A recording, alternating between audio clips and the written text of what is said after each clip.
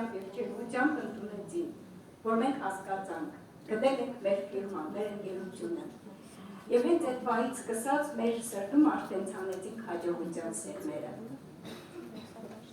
Տուն վերադառնալուց հետո որոշեցինք մեր առաջի գործակալական կետ հիմնել Վանաձոր քաղաքում, որը մինչև օրս գործում է։ Եվ օրեցօր սկսեց համալրվել մեր թիմը, նոր համալրումներով, նոր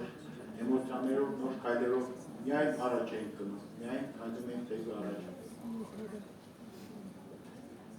Մենք չէինք աշխատում, մենք թռչում էինք։ Պատկերացնում եք Արդավազնի թևերը առաջ թռչելիս, չեք պատկերացնում, մեր առաջին խորհրդատուները պատկերացնում են։ Նրանք տեսել են Արդավազնին ոգևորված, փայլող աչքերով, հպարտ կեցվածքով։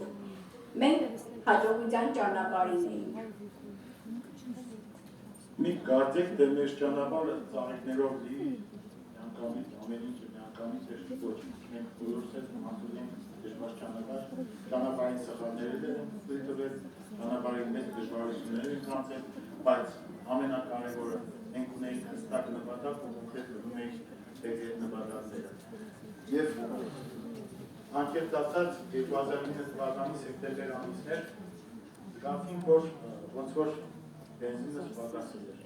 ինչ-որ մոտիվացիայի կարիք կար, ինչ-որ թուլացում կար։ Բնականաբար ամենամահավորը դա է, որ դա անդրադարձան նաև մեր լիդերներին, իրանց դատելակետին, նորից զգացինք, որ իրանց մոդել է սպարտ կոչված, հետադարձ կանգնած, ոնց որ սպասում ենք էլ չէ լինեն։ Եվ բնականաբար միակ ելքը որոնվեցինք 2019 թվական։ Մենք որոշեցինք ոչ միայն գնալ